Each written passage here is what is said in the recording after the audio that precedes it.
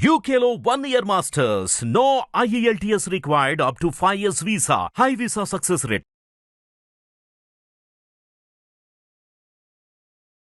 అమ్మ ఇక 7వ అవతారం అమ్మవారి అవతారాల్లో సరస్వతి అమ్మవారు మీరే.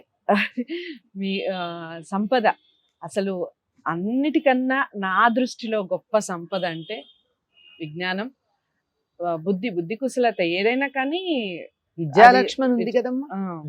అందుకని సరస్వతి అమ్మవారి యొక్క విశిష్టత ప్రతి ఒక్కళ్ళకి కావాలి. పిల్లల దగ్గర నుంచి పెద్దవాళ్ళ వరకు విజ్ఞానం కావాలి. రకరకాల విజ్ఞానంలో రకాలు ఉంటాయి, కానీ అందరికీ కావాలి ఆ సంపద. మరి ఆ సంపదని వివరిస్తూ అమ్మవారి యొక్క అవతారం విశిష్టత చెప్పారు. ఓం ప్రణో దేవి సరస్వతి వాజేభిర్వాజినీవతి ధీనామ విత్రియవతు. ఇది వేదం సరస్వతీదేవి గురించి చెప్పినటువంటి మాట. అంటే సరస్వతి రుక్కులు ఉన్నాయి, దాంట్లో ప్రధానంగా చెప్పేటటువంటిది ఈ సరస్వతి అనేటటువంటిది. అమ్మవారి యొక్క శక్తి 5 రకాలుగా ఆవిర్భవించిందని చెప్పినటువంటి దాంట్లో ఒకానొక రూపం. మనకి బ్రహ్మవైవర్త పురాణంలో గాని దేవీ భాగవతంలో గాని శక్తి ఆవిర్భావాన్ని గురించి చెప్పేటప్పుడు 5 రూపాల్లో శక్తి ఆవిర్భవించిందని, అందులో ఒకటి సరస్వతి. సరస్వతి అనే పదానికి ప్రవాహశీలమైనది అని అర్థం. ప్రవహిస్తూనే ఉంటుంది, నిరంతరం మనలో కూడా ప్రవహిస్తూ ఉంది సరస్వతి. మనం అలా ప్రవహిస్తోంది కనుకనే మనం ఇలా ఉన్నాం. గాలి పీలుస్తున్నాం, గాలి వదులుతున్నాం, అలా ప్రవహిస్తూనే ఉంది కదా. ఒకవేళ గాలి పీల్చడం ఆగిపోయినా, వదలడం ఆగిపోయినా మనిషి ఉంటాడా? మనిషి కదా, ఏ జంతువు ఉండదు, ఏ ప్రాణి ఉండదు. కనుక అలా ప్రవాహశీలమై అందరిలోనూ ఉండేటటువంటి తల్లికి సరస్వతి అని పేరు. ఆ సరస్వతి ఉన్నంతకాలమే మనం ఉంటాం. దాన్ని ఇంకా చాలా చమత్కారంగా చెప్తూ ఉంటారు మన వాళ్ళు. ఆ మాట తర్వాత చెప్తా, కానీ అలా చెప్పడానికి కారణం ముందు చెప్తా. ఏమంటే, మనం గాలి పీల్చేటప్పుడు గట్టిగా కొంచెం శబ్దం వస్తే సో అన్నది వస్తుంది. గాలి వదిలితే నిజమే సోహం. ఈ సోహం అన్న దాంట్లో హల్లులు తీసేస్తే, మనం గట్టిగా పీలిస్తేనే హల్లులు ఉంటున్నాయి. నిత్యం మామూలుగా పీలుస్తూ ఉన్నప్పుడు ఈ హల్లులేవి లేవు కదా. ఓ ఓ ఓం. ఈ ఓమే సరస్వతి. ఓమిత్యేకాక్షరం బ్రహ్మ అని చెప్తారు. ఆ బ్రహ్మ యొక్క శక్తి సరస్వతి. మళ్ళీ ఈ ఒకే ఒక్క అక్షరమే ఓం. ఈ ఓంకారం నుంచే శబ్దమయ ప్రపంచము, వాంగ్మయ ప్రపంచము వచ్చిందంటారు. శబ్దమయ ప్రపంచం అంటే అక్షరాలు, సాహిత్యం మొదలైంది. అలాగే వాంగ్మయ ప్రపంచం. వస్తుమయ ప్రపంచం అంటే ఈ సృష్టిలో మనకు కనపడే ప్రతి పదార్థానికి మూలం ఓం. దాని నుంచే వచ్చింది అని సృష్టి క్రమం గురించి చెప్పేటప్పుడు చెప్పారు.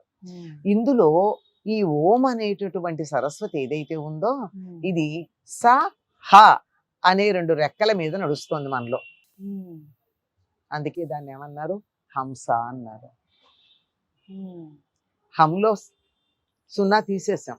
హం సహ. హంస హంస హంస. ఈ హంసే అటు బ్రహ్మకి ఇటు సరస్వతికి కూడా వాహనంగా చెప్పబడింది. ఇందాక ఒక మాట అంటారని చెప్పాని, ఏమిటంటే, బాగా తత్వం తెలిసినటువంటి పెద్దలు అలా చూస్తూ చూస్తూ ప్రాణం లేకుండా అయిపోతే హంస లేచిపోయిందంటారు. అంతే కదా. అంటే సో హం లేదు అందులో, హంసో లేదు, ఇంకేముంది అక్కడ? అటువంటి సరస్వతి మనలో నిరంతరం ఉచ్ఛ్వాస నిశ్వాస రూపంలో ఉండి ఆవిడ్ని హంసవాహనగా మనం చెప్పడానికి ఉన్నటువంటి కారణం ఇది. అటువంటి ఆవిడ ఈ ఉచ్ఛ్వాస నిశ్వాసాల రూపంలో మనకి వాంగ్మయం కూడా ఇచ్చింది. మనం ఏదైనా ఒక అక్షరం ఉచ్చరించాలంటే గాలి వదులుతున్నప్పుడు ఉచ్చరిస్తాం తప్ప వేరే రకంగా ఉచ్చరించడం కదండి. గాలి వదులుతున్నప్పుడే బాగా కనపడుతుంది కనుక పా గురించి చెప్తా. పా అంటే ఎలా ఉంటుంది? లోపల నుంచి గాలి పీల్చుకుని ఇటు నుంచి గాలి వదిలితే పా కదా. అదే నోరు మూసుకుని గాలి వదిలితే శబ్దం చేస్తూ మా. అంటే మొత్తం మొత్తం అన్ని అక్షరాలు అన్ని ధ్వనులు కూడా తన యొక్క పైకి కిందకి తిరగడం అనే సరస్ అనేటటువంటి ప్రవాహశీలంగా ఉండే దానిలోంచి ఉచ్చరించబడుతూ ఉంటే దానిని సరస్వతి అన్నారు. మొత్తం వాక్కులు కూడా అక్కడే వచ్చాయి. కనుక చక్కనైనటువంటి జ్ఞానం కావాలి అంటే స్పష్టమైన ఉచ్చారణ కావాలి. స్పష్టమైన ఉచ్చారణ ఉన్నప్పుడు అక్షరాలు తెలుస్తాయి.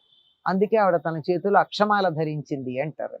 అక్షరాలు సవ్యంగా ఉంటే అక్షరాలతో పదాలు ఏర్పడతాయి, పదాలతో వాక్యాలు ఏర్పడతాయి. ఏ జ్ఞానం కావాలన్నా లోపల విషయం ఏదన్నా ఉండనిండి దానికి కావలసినటువంటి తొడుగు అక్షరాలే గనక సరస్వతి లేకపోతే మనకి చదువు లేదు అని చెప్పారు. ఈ సరస్వతిని గురించి మనకి అనేక రూపాలుగా ఉన్నట్టు ఈవిడ 8 రకాలైనటువంటి సరస్వతి రూపాల్లో ఉన్నట్టు తంత్రశాస్త్ర గ్రంథాలు చెప్పినా శంకర్లు మాత్రం 3 రూపాలను వర్ణించారు. ఒకటి తెల్లగా ఉండేటటువంటి శరజ్యోత్స్న శుద్ధాం అనేటటువంటి శ్లోకంలో, తర్వాత ఉండేటటువంటిది ఎర్రగా ఉండేటటువంటిది, ఆ తర్వాత నీలంగా ఉండేది. ఈ తెల్లగా ఉండేటటువంటిది అద్భుతమైనటువంటి పాండిత్యాన్ని ఇస్తే, ఈ ఎర్రగా ఉండేటటువంటిది వాదనా పటిమనిస్తుంది. ఎవరితో అన్నా వాదించాలంటే అది కావాలి. తర్వాత దాన్ని ఉపయోగించుకునేటటువంటి ఇలా ఇన్ని రకాలుగా సరస్వతి అనుగ్రహం మన మీద ఉన్నప్పుడు చక్కగా మనం తగినటువంటి కార్యక్రమాలని చేయగలుగుతాం.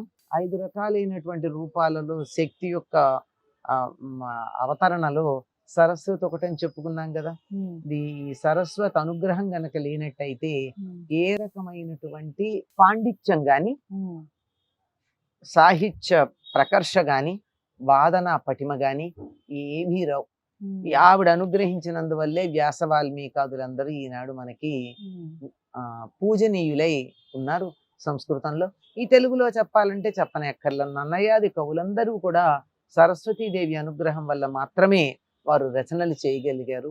ఈనాటికి కూడా ఎవరైనా తమకి ఇంతో అంతో పాండిత్యం కావాలి అని గనక అనుకున్నట్టయితే తప్పనిసరిగా సరస్వతీదేవికి నమస్కరించవలసినటువంటి అవసరం ఉందమ్మా. చాలా చక్కగా చెప్పారమ్మా. ఆ సరస్వతి వచ్చి మనకి అసలు మన ఛానల్కి వచ్చి మాట్లాడుతున్నట్టుగా అనిపిస్తూ ఉంటుంది.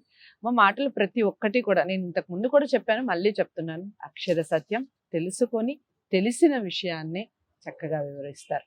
మరి మీరందరూ కూడా అమ్మవారి యొక్క అవతారంలో సరస్వతి అమ్మవారి యొక్క విశిష్టత తెలుసుకున్నారు. ఈ వీడియో ద్వారా అందరికీ తెలియచేయండి, పిల్లలకి చెప్పండి, మీరు నేర్చుకోండి. ఎంతమందికి షేర్ చేశారు అన్న విషయాన్ని కూడా కామెంట్ బాక్స్లో తెలియచేయండి. మాకు వీడియోని లైక్ చేసి షేర్ చేయండి, ఛానల్ని సబ్స్క్రైబ్ చేసుకోండి. తదుపరి అమ్మవారి రూపంతో మళ్ళీ ముందుకు వస్తాం.